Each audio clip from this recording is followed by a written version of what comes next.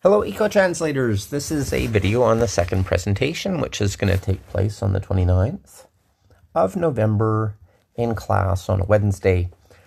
Excuse me, so that's on at 11:30.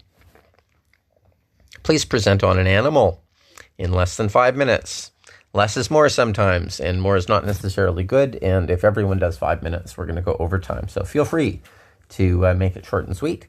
At least one photo that you took yourself and upload it to iNaturalist. And you can take more than one, but each photo should have a specific purpose. For example, one in ecological context. You don't have to have this.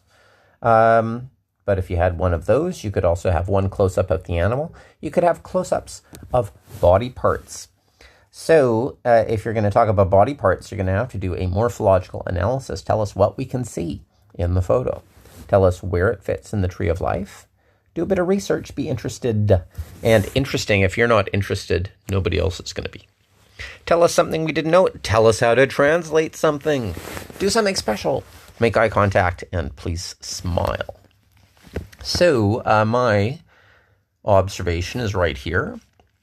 And it's called the Da Mao Shan Bian Ying because it's kind of flattened. And it's obviously lives on the tallest mountain in Hong Kong. It lives on another mountain, on these two different mountains above 600 meters above sea level, and that makes it pretty vulnerable to climate change, because if it's getting warmer and warmer, it's going to go higher and higher up to stay at the same temperature. But there's only so far up that it can go, so eventually it's going to go extinct because it's going to get too hot on the peak of this mountain. Where does it fit in the tree of life? Well, it is, as a firefly, it's a beetle. And then as a beetle, it's a kind of insect, the kind that undergoes complete metamorphosis. And as an insect, it's an arthropod. And in English, it's called the elephant firefly. And you're probably wondering, why would it be called the elephant firefly? I'll tell you in a second. Let's take a look at the first picture. So you can see here that it's got these antennae. They're actually serrated, which means they've got these teeth on the edge of it. You can't see it very clearly because my camera's not good enough. This is the pronotum, and that's the protective plate on the prothorax, the first segment of the thorax. You can see that it's bell-shaped, like a bell, and you can almost see that it's transparent. There's a window here that you can see the compound eye through. And with its compound eyes, it can see up. But the pronotum is a protective plate, so it protects its compound eyes as well as protecting the part of the thorax. This is the scutellum. So that's a protective plate on the mesothorax, the middle segment of the thorax. This is an elytra, and that's leathery, hardened forewing that protects the hindwing, which is still membranous. So you can see that it's kind of got a yellow sheen around the edge of the elytra. This is the membranous hindwing. Membranous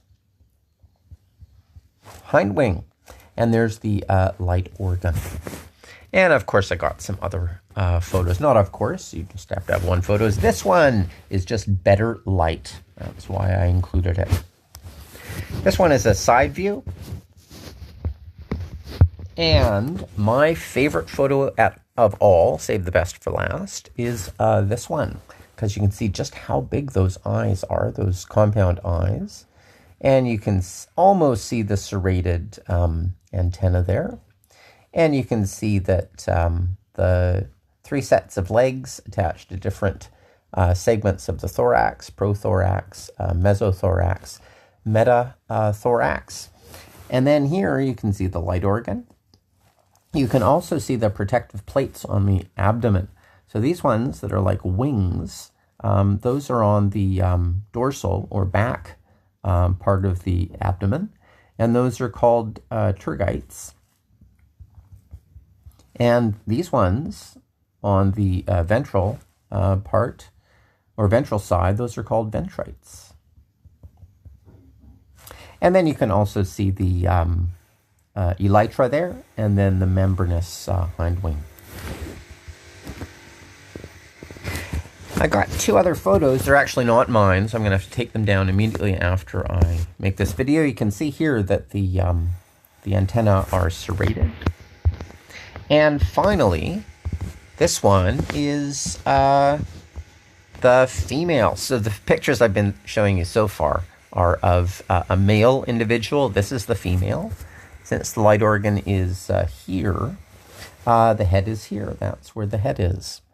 And the female is actually much brighter than the male. And so it's the female that signals, and then the male comes to her. So that's the opposite of what usually happens with fireflies, where the males are the ones that are making the light and the females come to them.